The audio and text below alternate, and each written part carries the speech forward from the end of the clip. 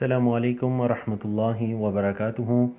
الحمدللہ والصلاة والسلام علی رسول اللہ وبعد۔ جیسا کہ آپ کے علم میں ہے کہ علماء کرام جہاں پر تزکیہ نفس کے لیے لوگوں کی ہمت بڑھانے کے لیے قرآن و احادیث کی نصوص کو بیان کرتے ہیں، وہیں پر خوبصورت اشعار کو بھی بیان کیا جاتا ہے، چاہے وہ اشعار اردو زبان کے ہوں یا عربی زبان کے ہوں۔ تو ہماری آج کی اس نشست میں ہم امام شافعی رحمہ اللہ ان کے چند اشعار اردو ترجمے اور مختصر تشریح کے ساتھ آپ کے سامنے رکھیں گے، اور ان کا مقصد کیا ہے کہ تاکہ ہمیں پتہ چلا کہ یہ فقہائے کرام، یہ محدثین، یہ علماء جیسے ان کا قرآن و حدیث کی ترویج میں ایک خوبصورت کردار امت کے سامنے ہے، بالکل اسی طرح ان علماء کرام کا لوگوں کی ہمت بلند کرنے کے لیے مختلف مواقع پر اشعار کہنا، ان اشعار کے اندر عربی زبان کا ادب اور ایک خوبصورت، یعنی آپ کہہ لیجئے کہ علم الشعر کو باقاعدہ ایک فن کے طور پر آگے لے جانا، یہ چیز ہمیں نمایاں دکھائی دیتی ہے۔ امام شافعی رحمہ اللہ نے اپنی زندگی کے اندر باقاعدہ کوئی دیوان تحریر نہیں کیا، لیکن امام شافعی رحمہ اللہ نے مختلف مواقع پر جو اشعار کہے، وہ امام شافعی رحمہ اللہ کے بعض شاگردوں نے یا بعد میں آنے والے مصنفین نے اپنی کتب کے اندر امام شافعی رحمہ اللہ کی طرف ان اشعار کو منسوب کر کے درج کیا۔ پھر محققین کے نزدیک ان میں سے بہت سے ایسے اشعار ہیں جن کی امام شافعی رحمہ اللہ کی طرف نسبت وہ بالکل درست ہے، اور بہت سے ایسے اشعار ہیں جن کو امام شافعی رحمہ اللہ کی طرف منسوب تو کر دیا گیا ہے لیکن ان کی نسبت درست نہیں ہے۔ اس زبان کے اندر کوئی ایسا شعر ملے، بعض دوسرے محققین اس شعر کے بارے میں یہ کہیں کہ اس کی نسبت امام شافعی کی طرف درست نہیں ہے، اور بعض محققین آ کر کہیں کہ اس کی نسبت بالکل امام شافعی کی طرف درست ہے۔ بہرحال اگر وہ کسی اور کا شعر بھی ہوتا ہے تو اس کا معنی، اس کا مفہوم وہ بالکل درست ہے، اس کے اندر غزل کا کوئی پہلو نہیں ہے، اس کے اندر شرک یا بدعت یا اس چیز کی دعوت کا کوئی پہلو نہیں ہے، اس کے اندر کوئی کسی قسم کی فحش گوئی یا ایسی چیز استعمال نہیں ہوئی، اس کے اندر کوئی شہوت کو ابھارنے والی بات نہیں ہے، تو اس وجہ سے اس شعر کو بیان کرنے میں کوئی بھی حرج نہیں ہے۔ امام شافعی رحمہ اللہ نے جو مختلف مواقع پر مختلف خوبصورت اشعار کہے، ان اشعار میں سے چند اشعار کی طرف ہم آتے ہیں۔ امام شافعی رحمہ اللہ نے حلم برد باری کے بارے میں ایک خوبصورت شعر کہا، اور آپ دیکھیے کہ امام شافعی رحمہ اللہ اس شعر کے اندر حد درجے کی بلاغت کو استعمال کرتے ہیں اور کس کی مشابہت کس چیز کے ساتھ دیتے ہیں۔ فرماتے ہیں کہ یخاطبنی السفیہ بکل قبح فاکرہ ان اکون لہ مجیبا یزید سفاہتا فازید حلما کعود زادہ الاحراق طیبا۔ ترجمہ سنیے، یخاطبنی السفیہ بکل قبح، بیوقوف انسان ہے وہ ہر برائی اور قباحت کو میری طرف منسوب کرتا ہے، اس قباحت سے مجھے مخاطب کرتا ہے۔ امام شافعی رحمہ اللہ فرماتے ہیں فَأَكْرَهُ أَنْ أَكُونَ لَهُ مُجِيبًا، تو میں یہ ناپسند کرتا ہوں کہ میں اس کو جواب دینا شروع کر دوں۔ کیا ہوگا جب میں اس کو جواب نہیں دوں گا؟ میرے اس کو جواب نہ دینے کی کیا وجہ ہے؟ فرمایا یزید صفاحتاً فازید حلما، وہ اپنی بیوقوفی کے اندر مزید زیادہ ہوتا جائے گا اور میں اپنی بردباری علم میں مزید زیادہ ہوتا جاؤں گا۔ کعود زادہ الاحراق طیبا، بالکل میری مثال اس عود کی لکڑی کی طرح ہو جائے گی کہ جس لکڑی کو جتنا جلایا جاتا ہے اتنی ہی اس کی خوشبو ہو۔ تو دیکھیے اب آپ نے ترجمہ سن لیا، ایک مرتبہ دوبارہ عربی کے اندر اس کی عبارت سنیے۔ امام شافعی رحمہ اللہ فرماتے ہیں یخاطبنی السفیہ بکل قبح فاکرہ ان اکون لہ مجیبا یزید صفاہتا فازید حلما کعود زادہ الاحراق طیبا۔ اللہ اکبر، رحمہ اللہ۔ امام شافعی رحمہ اللہ نے بڑے خوبصورت اشعار کہے، مختلف مواقع پر یہ اشعار کہے ایک امام شافعی رحمہ اللہ کا اس زمانے کی جو تنگیاں ہیں، مصیبتیں ہیں، ان کے بارے میں ایک بڑا خوبصورت اشعار ہے، اور اس آپ کہہ لیجئے کہ اس کے اندر کل 14 اشعار ہیں۔ اس مکمل قافیے کے اندر آپ کو 14 اشعار دکھائی دیتے ہیں، اور دیوان کے اندر یہ سب سے پہلے نمبر پر یہ قافیہ ذکر کیا گیا۔ کیوں؟ کیونکہ اس کو قافیۃ الحمزہ یعنی حمزہ کا قافیہ کہا گیا ہے۔ آپ دیکھیں گے کہ ہر شعر کے آخر میں امام شافعی رحمہ اللہ حمزہ والے افعال کو لے کر آئیں گے، تو اس کو قافیۃ الحمزہ کا نام دیا گیا ہے۔ امام شافعی رحمہ اللہ فرماتے ہیں، پہلے آپ ابتدائی جو 5 اشعار ہیں ان کی عربی عبارت سنیے، پھر اس کا ترجمہ۔ فرماتے ہیں، دع الأيام تفعل ما تشاء وطب نفسا إذا حكم القضاء ولا تجزع لحادثة الليالي حوادث الدنيا بقاء وكن رجلا على الأهوال جلدا وشيمتك السماحة والوفاء وإن كثرت عيوبك في البرايا وسرك أن يكون لها غطاء يغطى بالسماحة كل عيب وَكَمْ عَيْبٍ يُغَطِّيهِ السَّخَاهُ۔ اللہ اکبر۔ فرماتے ہیں کہ دعی الایام تفعل ما تشاء، زمانے کو چھوڑ دیجئے، دنوں کو چھوڑ دیجئے، یہ جو بھی کریں۔ وَطِبْ نَفْسًا إِذَا حَكَمَ الْقَضَاءُ، اور جب تقدیر فیصلہ کرے تو آپ اپنے نفس کو بڑا خوبصورت رکھیں اور اس خوش دلی کے ساتھ اللہ کے اس فیصلے پر راضی ہو جائیں۔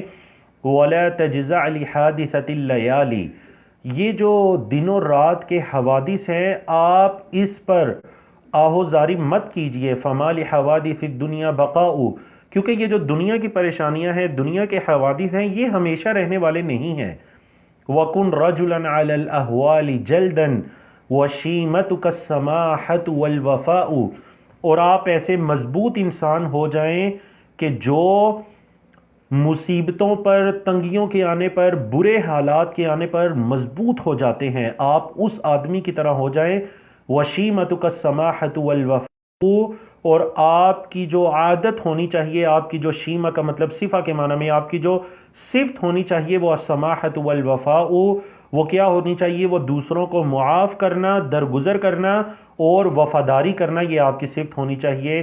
اور کہتے ہیں وَإِن كَثُرَتْ عُيُوبُكَ فِي الْبَرَايَا، اور اگر مخلوق میں، برایا کا مطلب الخلق المخلوق، اگر لوگوں میں تیرے عیوب زیادہ ہو جاتے ہیں، وَسَرَّكَ أَن يَكُونَ لَهَا غِطَاءُ، تو یہ چیز تیرے لیے خوشی کا باعث ہونی چاہیے کہ ان عیبوں پر کوئی پردہ ڈالنے والا ہے، یا ان عیبوں کی پردہ پوشی ہو رہی ہے۔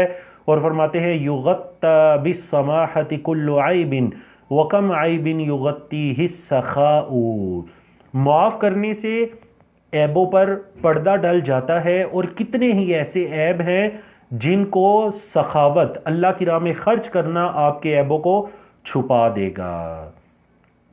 اور امام شافعی رحمہ اللہ دشمنوں کے ساتھ آپ کا تعلق کیسا ہونا چاہیے اس بارے میں فرماتے ہیں، وَلَا تُرِ لِلْأَعَادِ قَطُّ ذُلًّا فَإِنَّ شَمَاتَةَ الْأَعْدَاءِ بَلَاءٌ، سامنے کبھی کمزوری کا اظہار مت کریں۔ آپ کمزور ہیں، آپ ضعیف ہیں، آپ کے اندر کم ہمتی ہے، دشمنوں کے سامنے اس چیز کا اظہار مت کریں۔ فَإِنَّ شَمَاتَةَ الْأَعْدَاءِ بَلَاءٌ، کیونکہ جو دشمن طعنہ زنی کرتے ہیں یہ بھی آپ کے لیے ایک آزمائش بن جائیں گے۔ اور کہتے ہیں وَلَا تَرْجُ السَّمَاحَةَ مِنْ بَخِيلٍ فَمَا فِي النَّارِ لِلظَّمْآنِ مَاءٌ، کبھی بخیل انسان سے آپ خیر اور معافی کی امید نہ رکھیں، کیونکہ آگ میں پیاسے کو دینے کے لیے پانی نہیں ہوتا۔ تو جیسے آگ میں کوئی جا کر پانی تلاش نہیں کرتا، آپ بھی بخیل انسان سے کسی طرح کی خیر کی امید نہ رکھیں۔ وَرِزْقُكَ لَيْسَ يُنْقِصُهُ التَّأَنِّي وَلَيْسَ يَزِيدُ فِي الرِّزْقِ الْعَنَاءُ۔ اللہ اکبر۔ کہتے ہیں کہ یہ جو آپ کی تاخیر ہے یہ آپ کے رزق میں کوئی کمی نہیں کرے گی۔ تأنی یعنی مطلب جو آپ کا ایک انا، یا پھر تأنی کا مطلب کیا کہ جلدی نہ کرنا، آرام کے ساتھ، مستقل مزاجی کے ساتھ کوئی کام کرنا، اس سے آپ کے رزق میں کوئی کمی نہیں آئے گی۔ وَلَيْسَ يَزِيدُ فِي الرِّزْقِ الْعَنَاءُ، اور بہت مشقت سے رزق میں اضافہ نہیں ہوگا۔ اگر آپ یعنی کوئی انسان اگر یہ سمجھتا ہے کہ وہ جتنی مشقت زیادہ کرے گا اس کے رزق میں اتنا ہی اضافہ ہوگا، تو ایسی کوئی بات نہیں ہے۔ تو کتنا خوبصورت شعر ہے۔ بعض اوقات انسان یہ سمجھتا ہے کہ میں جتنا اپنے آپ کو تھکاؤں گا اتنا رزق میں اضافہ ہوگا، امام شافعی رحمہ اللہ کیا فرماتے ہیں؟ وَرِزْقُكَ لَيْسَ يُنْقِصُهُ التَّأَنِّي وَلَيْسَ يَزِيدُ فِي الرِّزْقِ الْعَنَاءُ۔ اللہ اکبر۔ کہتے ہیں وَلَا حُزْنٌ يَدُومُ وَلَا سُرُورٌ وَلَا بُؤْسٌ عَلَيْكَ وَلَا رَخَاءُ۔ اس چیز کو جان لو، نہ غم ہمیشہ رہے گا، نہ خوشی ہمیشہ رہے گی، نہ سختی کے ایام ہمیشہ رہیں گے، اور نہ ہی فراخ دلی کے ایام ہمیشہ رہیں گے۔ تو کوئی بھی اگر آپ کی حالت ہے اس دنیا میں، حالت ہمیشہ ایک جیسی نہیں رہتی۔ لا حزن یدوم ولا سرور، نہ کوئی پریشانی ہمیشہ رہنے والی ہے، نہ کوئی خوشی ہمیشہ رہنے والی ہے۔ اور کہتے ہیں اذا ما كنت ذا قلب قنوع فانت ومالک الدنیا۔ قناعت کے بارے میں، قناعت خاص کر جو نفس کی قناعت ہوتی ہے اس بارے میں کیا ارشاد فرماتے ہیں؟ کہتے ہیں کہ اگر آپ کے پاس قناعت اختیار کرنے والی ایک نفس ہے تو جان لیجئے کہ آپ اور وہ بندہ جس کو دنیا بہت زیادہ دی گئی ہے، آپ اور وہ ایک غنی اور مالدار انسان بالکل برابر ہیں، اگر آپ کا دل جو ہے وہ قناعت والا ہے۔ دوبارہ شعر سنیں، اذا ما كنت ذا قلب قنوع فانت ومالک الدنیا سواء۔ کہتے ہیں ومن نزلت بساحته المنایا فلا ارض تقیہ ولا سماء۔ موت کی حقیقت کے بارے میں کہا کہ جس کے صحن میں موت اتر آتی ہے، نہ کوئی زمین اسے بچا سکتی ہے، نہ کوئی آسمان اسے بچا سکتا ہے۔ وَأَرْضُ اللَّهِ وَاسِعَةٌ وَلَكِنْ إِذَا نَزَلَ الْقَضَاءُ ضَاقَ الْفِضَاءُ۔ کہتے ہیں اللہ کی زمین تو بڑی وسیع ہے، لیکن جب فیصلہ اللہ کا آ جاتا ہے تو گویا کہ یہ ساری کی ساری فضا اور زمین آپ پر تنگ ہو جاتی ہے۔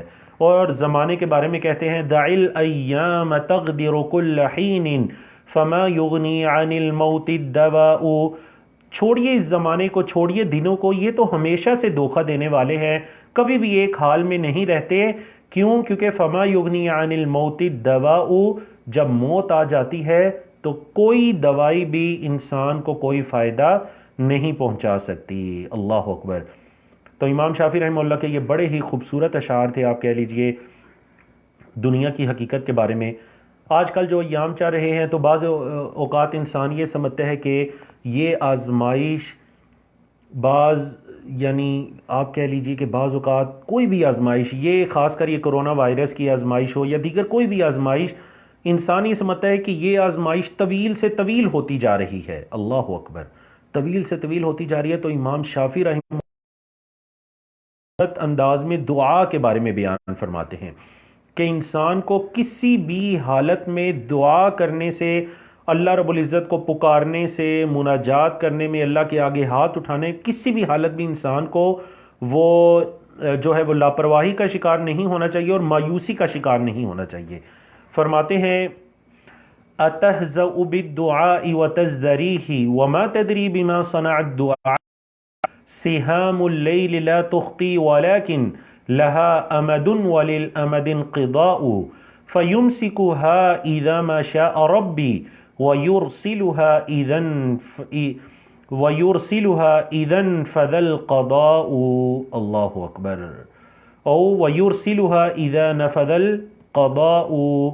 کہتے ہیں تہزأ بالدعاء وتزدریہ وما تدری بما صنع الدعاء۔ کیا آپ دعا کا مذاق اڑاتے ہیں اور آپ دعا کو حقیر جانتے ہیں، کم قیمت والا سمجھتے ہیں؟ وما تدری بما صنع الدعاء، اور آپ کو تو پتہ ہی نہیں ہے کہ دعا کیا کیا کام سنوار دیتی ہے۔ اللہ اکبر۔ کہتے ہیں سہام اللیل لا تخطی ولکن لها امد وللامد انقضاء۔ یہ جو رات کے حصے ہوتے ہیں، راتوں کو اٹھ کر رب العزت سے جو دعائیں کی جاتی ہیں، یہ کبھی بھی خطا نہیں جاتی۔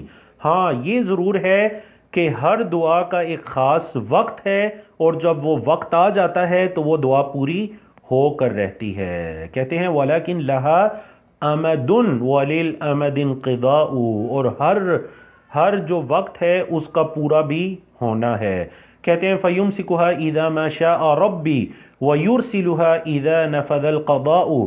جب ہمارا رب چاہتا ہے تو اس کو روک کر رکھتا ہے، اور جب رب چاہتا ہے تو اس کو چھوڑ دیتا ہے۔ یعنی جب کوئی چیز اللہ رب العزت آپ کو عطا کرنا چاہتا ہے تو آپ کو عطا ہو جاتی ہے، اور جب اللہ کی طرف سے عطا نہ ہو تو کوئی آپ کو عطا نہیں کر سکتا۔ اللہ اکبر۔ اللہم لا مانع لما اعطیت ولا معطی لما منعت، اللہ جو تو دینا چاہے وہ کوئی روکنے والا نہیں، جو تو روکنا چاہے وہ کوئی عطا نہیں کر سکتا۔ تو یہ بڑا خوبصورت شعر تھا۔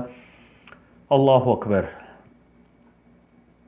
امام شافعی رحمہ اللہ نے 17 سال تک عرب کا جو مشہور قبیلہ ہے بنو حذیل نامی قبیلہ، امام شافعی رحمہ اللہ جو کہ مکہ کے رہائشی تھے، غزہ میں آپ کی پیدائش ہوئی لیکن پھر آپ کی والدہ آپ کو لے کر مکہ میں آ گئی۔ مکہ سے آپ نکل کر بنو حذیل جو کہ اس زمانے میں دوسری تیسری صدی ہجری میں یہ بنو حذیل نامی قبیلہ عرب کے قبائل میں سب سے زیادہ فصاحت اور بلاغت والا قبیلہ سمجھا جاتا تھا۔ امام شافعی رحمہ اللہ نے 17 سال اپنی زندگی کے اس قبیلے میں گزارے اور فرماتے ہیں کہ اگر وہ سفر کے لیے نکلتے تو میں سفر بھی ان کے ساتھ کرتا، حضر میں بھی ان کے ساتھ رہتا، صرف کس وجہ سے تاکہ امام شافعی رحمہ اللہ اپنی عربی زبان کو مضبوط اور پختہ کر لیں۔ تو 17 سال آپ نے بنو حذیل نامی قبیلہ میں گزار کر عربی ادب کو سیکھا۔ جو عربی دان تھے وہ امام شافعی رحمہ اللہ کی طرف رجوع کیا کرتے تھے اس زمانے میں۔ اگر یعنی امام شافعی رحمہ اللہ خود اپنے اشعار کے اندر بیان کرتے ہیں کہ وَلَوْلَا الشِّعْرُ بِالْعُلَمَاءِ يُزْرِي لَكُنْتُ الْيَوْمَ أَشْعَرَ مِن لَبِيدِ، اور بعض جگہ یہ ہے لَكُنْتُ الْيَوْمَ أَفْصَحَ مِن لَبِيدِ۔ اگر یہ شعر و شاعری علماء کے لیے معیوب نہ ہوتی، یعنی علماء کے لیے یہ عیب کا باعث نہ ہوتی، تو آج میں لبید سے زیادہ فصیح اللسان ہوتا۔ اور فرماتے ہیں وَأَشْجَعَ فِي الْوَغَى مِن كُلِّ لَيْثٍ وَآلِ مُحَلَّبٍ وَبَنِي يَزِيدِ، اور میں لڑائی میں جنگ میں شیر سے زیادہ جو ہے وہ بہادر ہوتا، اور بنو محلب اور بنو یزید سے زیادہ میں بہادر ہوتا، لیکن چونکہ یہ چیزیں علماء کو زیب نہیں دیتی، اس وجہ سے آپ کہہ لیجئے کہ امام شافعی رحمہ اللہ نے اپنی زندگی میں کوئی اپنا دیوان بھی مرتب نہیں کیا۔ اور اسی طرح امام شافعی رحمہ اللہ نے اپنی زندگی میں آپ کہہ لیجئے کہ ہاں مختلف مواقع پر آپ رحمہ اللہ نے اشعار تو کہے، لیکن امام شافعی رحمہ اللہ آپ کہہ لیجئے کہ یہ جو اشعار ہیں باقاعدہ اپنی زندگی میں کوئی دیوان مرتب نہیں کیا، لیکن جو مختلف مواقع پر اشعار کہے آپ کے شاگردوں نے یا پھر آپ کے بعد مختلف جو مصنفین ہیں انہوں نے اپنی کتابوں کے اندر امام شافعی رحمہ اللہ کی طرف ان اشعار کو منسوب کیا۔ اللہ اکبر۔ امام شافعی رحمہ اللہ جو ہے وہ تقوی کے بارے میں اور اللہ رب العزت کی رقابت کے بارے میں ایک بڑا خوبصورت شعر کہتے ہیں کہ اللہ رب العزت ہر انسان پر رقیب ہے، نگہبان ہے، وہ دیکھنے والا ہے، ہر انسان پر نظر رکھے ہوئے ہے۔ امام شافعی رحمہ اللہ فرماتے ہیں اذا ما خلوت الدہر یوما فلا تقل خلوت ولكن قل علی رقیب، کہ جب تو کبھی اکیلا ہو کے اندر ہو تو یہ نہ کہے کہ خلوت میں اکیلا ہو گیا، خلوت میں ہو گیا، وقل علی رقیب، بلکہ یہ کہے کہ مجھ پر کوئی نگران ہے، مجھ پر کوئی نگران ہے، اور وہ اللہ رب العزت ہے۔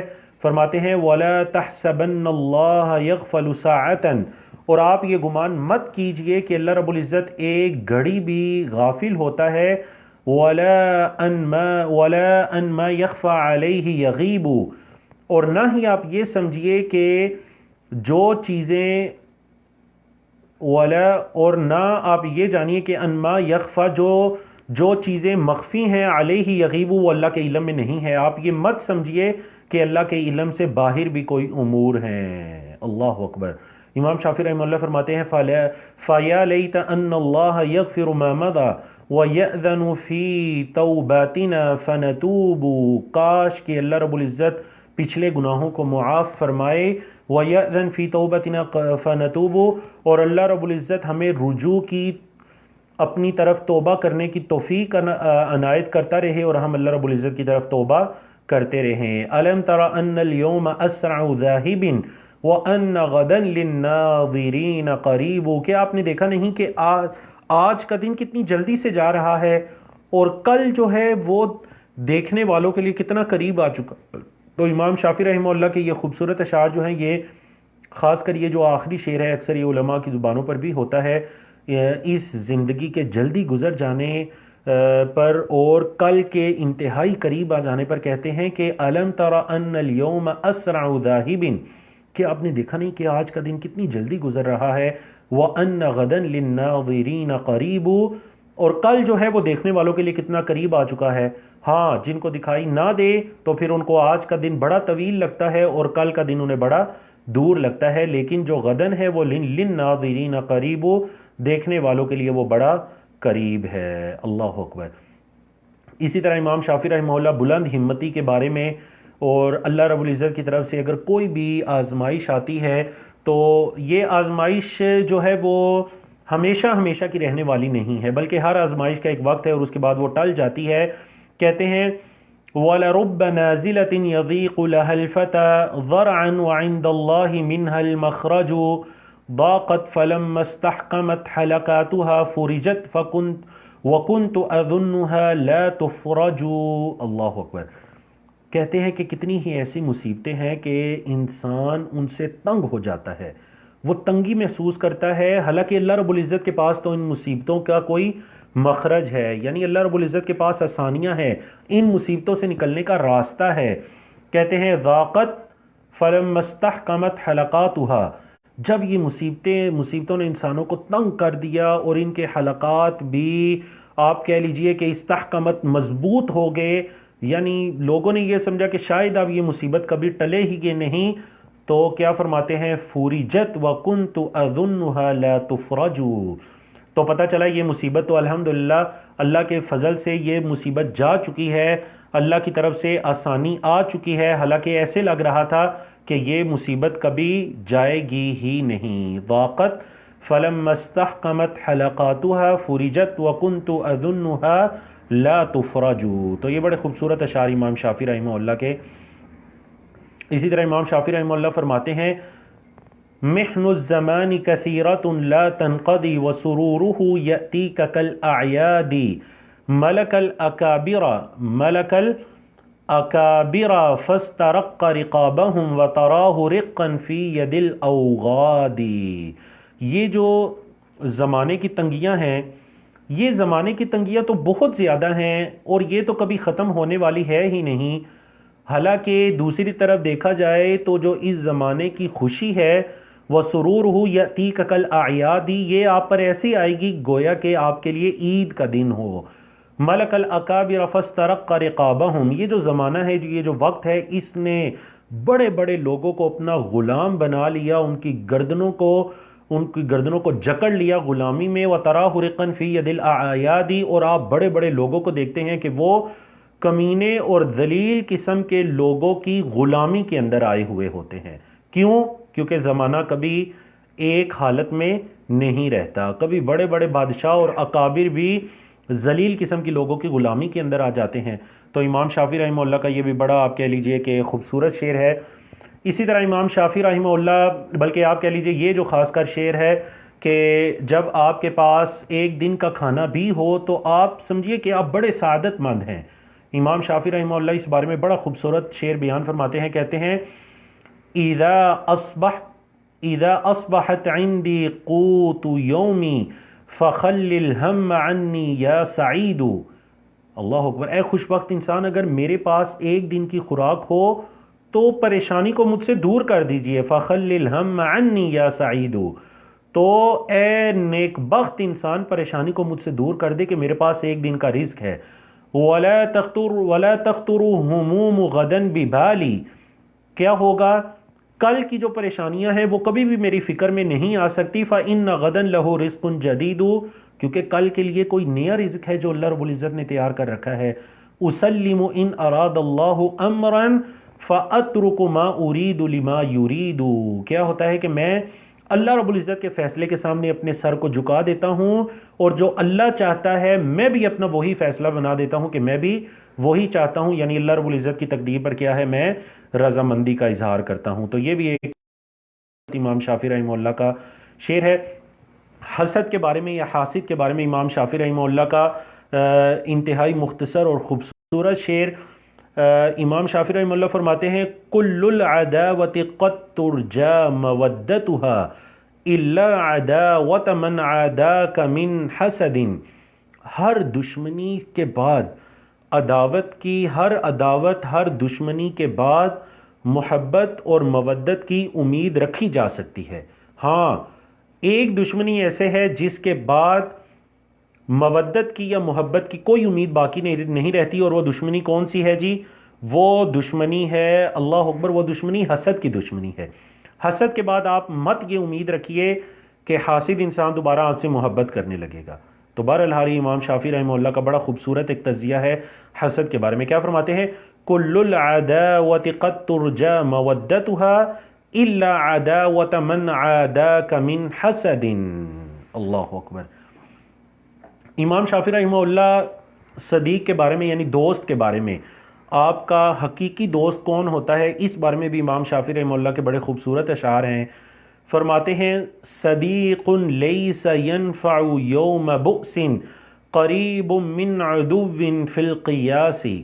آپ کا وہ دوست جو مشکل کے اندر آپ کے کام نہیں آیا تو وہ مشابہت میں تقریباً آپ کے دشمن جیسا ہی ہے.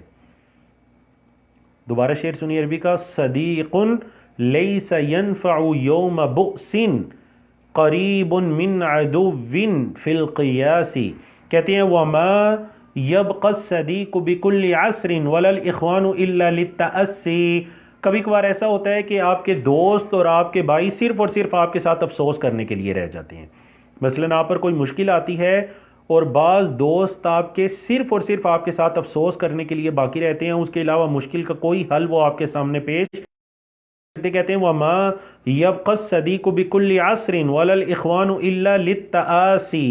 کہتے ہیں غبرت الدہر ملتمسا بجہدی اخا ثقۃ فالہان التماسی.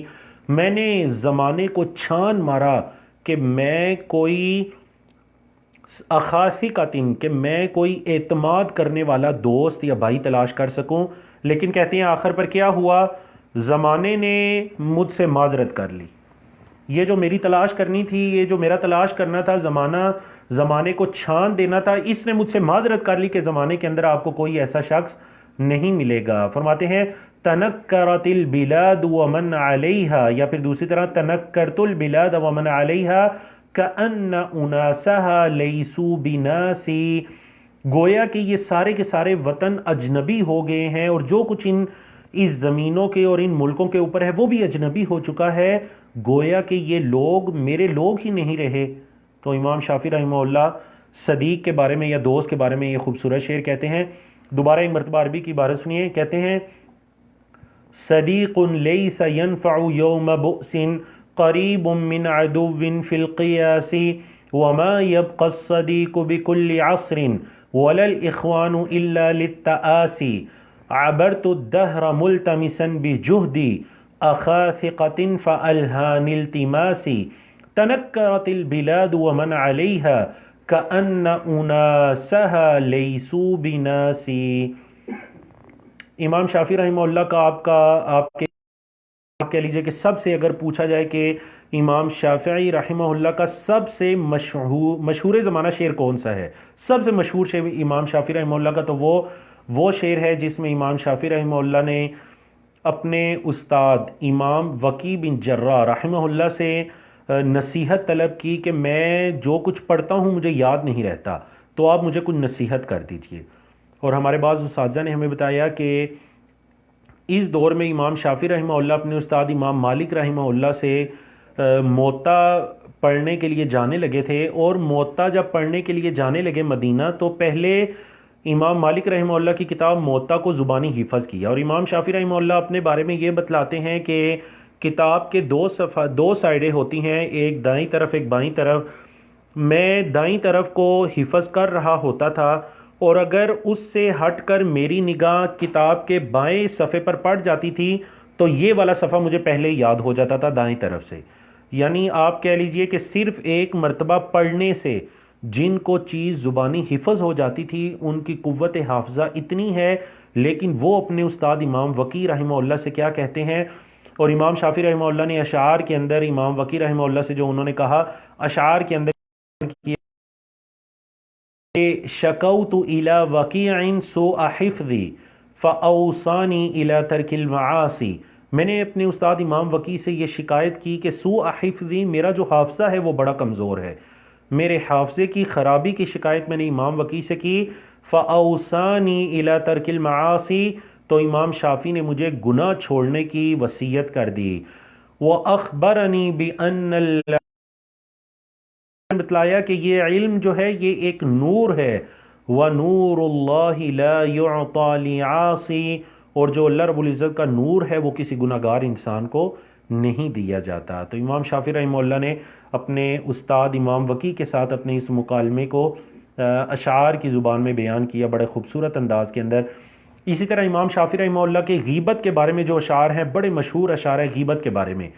امام شافعی رحمہ اللہ فرماتے ہیں نعیب زماننا والعیب فینا وما لزماننا عیب سوانا، فرماتے ہیں وَنَهْجُ ذَا الزَّمَانِ بِغَيْرِ ذَنْبٍ وَلَوْ نَطَقَ الزَّمَانُ لَنَا هَجَانَا وَلَيْسَ الذِّئْبُ يَأْكُلُ لَحْمَ ذِئْبٍ وَيَأْكُلُ بَعْضُنَا بَعْضًا عَيَانًا، کہ ہم زمانے کی غیبت کرتے ہیں حالانکہ عیب ہمارے اندر ہوتا ہے، ہم لوگوں کی غیبت کرتے ہیں حالانکہ عیب ہمارے اندر ہوتا ہے، اور ہمارے زمانے کا سب سے بڑا عیب ہم خود ہی ہیں۔ وَمَا لِزَمَانِنَا عَيْبٌ سِوَانَا، ہمارے علاوہ تو گویا ہمارے زمانے کا کوئی عیب ہی نہیں ہے۔ اور کیا ہوتا ہے وَنَهْجُ ذَا الزَّمَانِ بِغَيْرِ ذَنْبٍ، کبھی ہم لوگوں کی کوئی ہجا بیان کرتے ہیں، ان کی برائیاں بیان کرتے ہیں بغیر ان کے کسی گناہ کے، بغیر ان کی کسی خرابی کے، بغیر ان کے کسی قصور کے، ہم ان کی ہجوں اور ان کی خرابیوں کو بیان کرتے ہیں۔ وَلَوْ نَطَقَ الزَّمَانُ لَنَا هَجَانَا، اور یقین جانیے کہ اگر زمانہ بولنا شروع کر دے تو ہماری ہجو بیان کرے گا۔ مجید کی ایک آیت سے استدلال کرتے ہوئے امام شافعی رحمہ اللہ یہ شعر بیان کرتے ہیں، کہتے ہیں وَلَيْسَ الذِّئْبُ يَأْكُلُ لَحْمَ ذِئْبٍ، ایک بیڑیا تو دوسرے بیڑیے کا گوشت نہیں کھاتا، وَيَأْكُلُ بَعْضُنَا بَعْضًا عَيَانًا، اور ہمارے بعض دوسرے بعض لوگوں کا گوشت کھلے عام کھا رہے ہوتے ہیں۔ مثال کے طور پر اس کی اللہ رب العزت نے قرآن مجید میں جو غیبت ہے اس کو مسلمان بھائی کے مردہ گوشت کھانے سے ہی تشبیہ دی ہے، تو امام شافعی رحمہ اللہ نے اس سے وہی استدلال کیا وَلَيْسَ الذِّئْبُ يَأْكُلُ لَحْمَ ذِئْبٍ وَيَأْكُلُ بَعْضُنَا بَعْضًا عَيَانًا، تو بڑا خوبصورت امام شافعی رحمہ اللہ کا یہ شعر۔ امام شافعی رحمہ اللہ بلند ہمتی کے بارے میں ایک خوبصورت جو شعر کہتے ہیں کہ اِذَا هَبَّتْ رِيَاحُكَ فَاغْتَنِمْهَا فَعُقْبَ كُلِّ خَافِقَةٍ سُكُونُ وَلَا تَغْفَلْ عَنِ الْإِحْسَانِ فِيهَا فَلَا تَدْرِي السُّكُونُ مَتَى يَكُونُ۔ اللہ اکبر۔ کہتے ہیں کہ جب تیری ہوائیں چلنے لگیں، مطلب جب تیرے اچھے دن ہوں، فَاغْتَنِمْهَا، تو اس کو غنیمت جان لے، تیری ہوائیں چلنے لگیں تو تو ان ہواؤں کو غنیمت سمجھ لے۔ کیا ہوتا ہے فَعُقْبَ كُلِّ خَافِقَةٍ سُكُونُ، ہر اضطراب، ایک اضطراب کی جو کیفیت ہوتی ہے ہو یا سمندر کے باہر، ہر اضطراب کی کیفیت کے بعد بالآخر کیا ہو جاتا ہے؟ سکون ہو جاتا ہے۔ تو تیرے اندر جب یہ اضطراب کی ایک تڑپ کی کیفیت ہو تو اس کو غنیمت جان لے۔ وَلَا تَغْفَلْ عَنِ الْإِحْسَانِ فِيهَا، ان دنوں کے اندر جب تیری ہوائیں چل رہی ہوں، تیرے اچھے دن ہوں، ان دنوں کے اندر تو احسان کرنے سے غافل نہ ہو۔ فَلَا تَدْرِي السُّكُونُ مَتَى يَكُونُ، کیونکہ تجھے بھی نہیں پتا کہ کب ان دنوں کے بعد سکون آ جائے، تیری یہ کیفیت، تیرے یہ اچھے دن کب ختم ہو جائیں اور اس کے بعد سکون آ جائے، یہ تجھے بھی نہیں پتا۔ اس وجہ سے اپنے اچھے دنوں کو کیا کر لے؟ اپنے اچھے دنوں کو غنیمت سمجھ لے۔ تو یہ بڑا خوبصورت شعر ہے امام شافعی رحمہ اللہ کا۔ اللہ اکبر۔ امام شافعی رحمہ اللہ کا علم کے بارے میں بھی ایک بڑا خوبصورت شعر ہے، اور العلم مغرس كل فخر فافتخر واحذر يفوتك فخر ذاك المغرس بأن العلم ليس يناله من همه ربي الذي يعنى به في حالتيه عاريا أو مقتسي، اور کرما فرماتے ہیں فلعل يوما إن حضرت بمجلس كنت الرئيس وفخر ذاك المجلس، کہتے ہیں کہ ہر فخر کی جو بنیاد ہے یا اس کے نکلنے کی جو جگہ ہے وہ اصل میں علم ہے۔ العلم مغرس كل فخر فافتخر واحذر يفوتك فخر ذاك المغرس، اور آپ کو اس چیز سے ڈرنا چاہیے کہ کہیں یہ جو قابل فخر چیز ہے علم والی، یہ آپ سے کہیں فوت نہ ہو جائے۔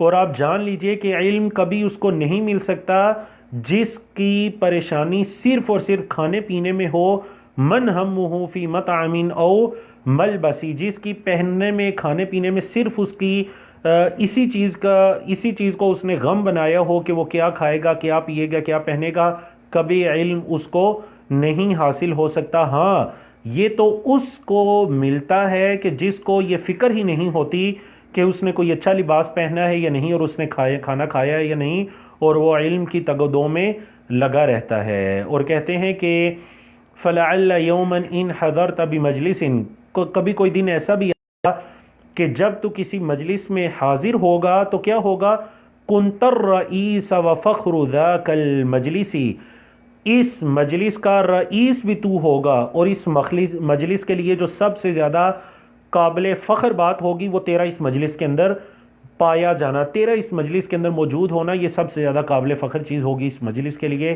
تو اس وجہ سے کہتے ہیں اگر تو علم کو ہی اپنا اوڑھنا بچھونا بنائے گا تو یہی اصل چیز ہے۔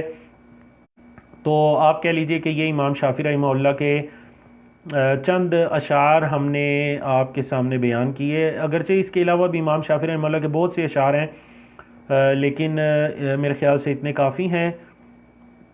یا پھر ایک شعر امام شافعی رحمہ اللہ کی طرف جو منسوب ہے، فرماتے ہیں تموت الاسد فی الغابات جوعا ولحم الضأن تأکلہ الکلاب، اور یہ شعر امام شافعی رحمہ اللہ کے علاوہ دیگر کچھ جو شعراء ہیں ان کی طرف بھی منسوب ہے، لیکن شعر بڑا خوبصورت ہے۔ فرماتے ہیں کہ بعض اوقات کیا ہوتا ہے کہ جو شیر ہیں وہ جنگلوں میں بھوک کی وجہ سے مر جاتے ہیں، بھوک کی وجہ سے وہ مر جاتے ہیں، وَلَحْمُ الظَّأْنِ تَأْكُلُهُ الْكِلَابُ، اور جو بھیڑ کا بڑا اچھا، یعنی بھیڑ کا جو گوشت ہے وہ اس زمانے میں بھی اس زمانے میں بھی عرب میں بڑا اچھا جانا جاتا تھا۔ فرماتے ہیں وَلَحْمُ الظَّأْنِ تَأْكُلُهُ الْكِلَابُ، اور بھیڑ کا گوشت کون کھا رہا ہوتا ہے، کتے کھا رہے ہوتے ہیں، اعزکم اللہ۔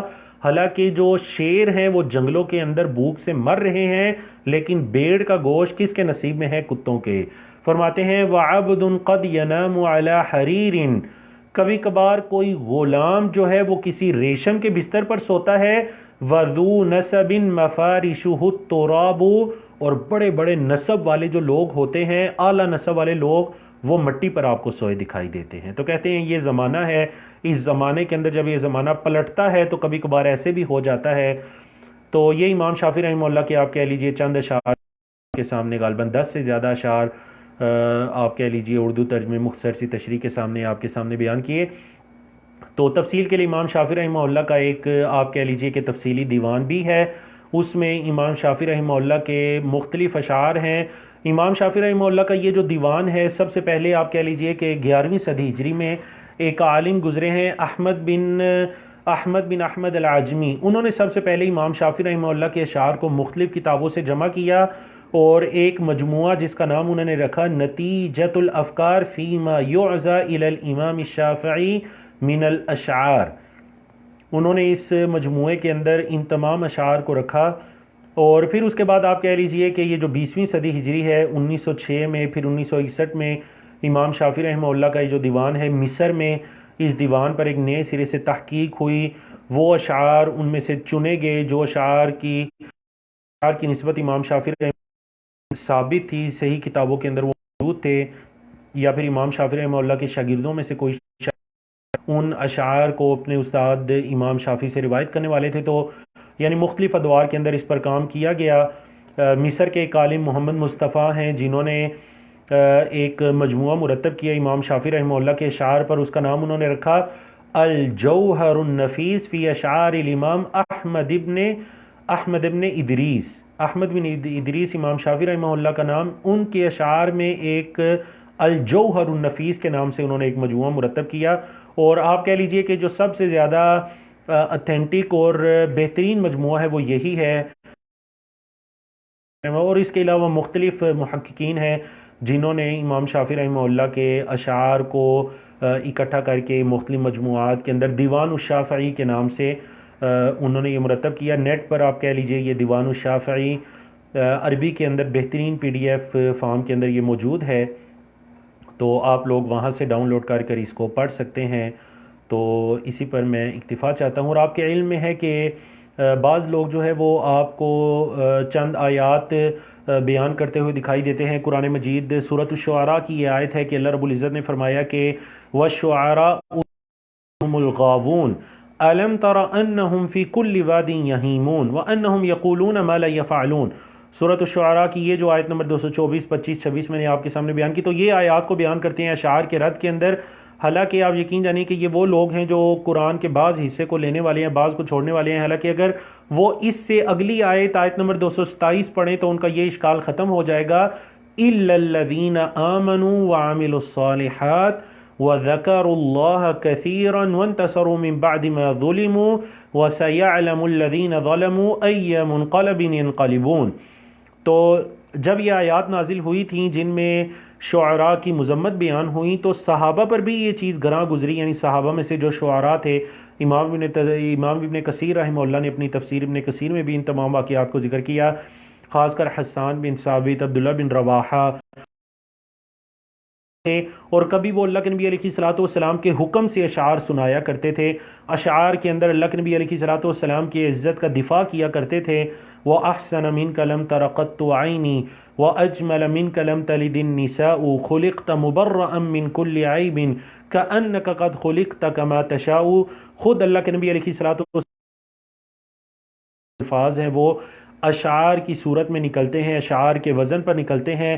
فرماتے ہیں وَلَوْلَا الشِّعْرُ، اللہ کے نبی علیہ الصلوۃ والسلام جو ہے وہ خندق کے موقع پر جب خندق کی کھدائی کر رہے تو اللہ کے نبی علیہ الصلوۃ والسلام کی زبان پر، اور آپ کہہ لیجئے غالباً غزوہ تبوک کے موقع پر بھی اللہ کے نبی علیہ الصلوۃ، غزوہ خنین کے موقع پر بھی اللہ کے نبی علیہ الصلوۃ والسلام کی زبان سے یہ اشعار نکلتے ہیں کہ انا ابن عبد المطلب انا النبی لا کذب، انا ابن عبد المطلب انا النبی لا کذب، انا ابن عبد المطلب۔ تو بڑے خوبصورت الفاظ۔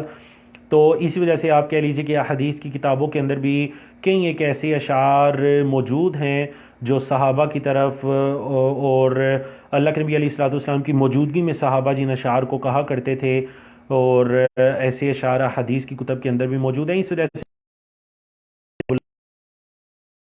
زبان کا، اردو زبان کا کوئی بھی شعر کہا جائے تو اس میں کوئی حرج نہیں ہے۔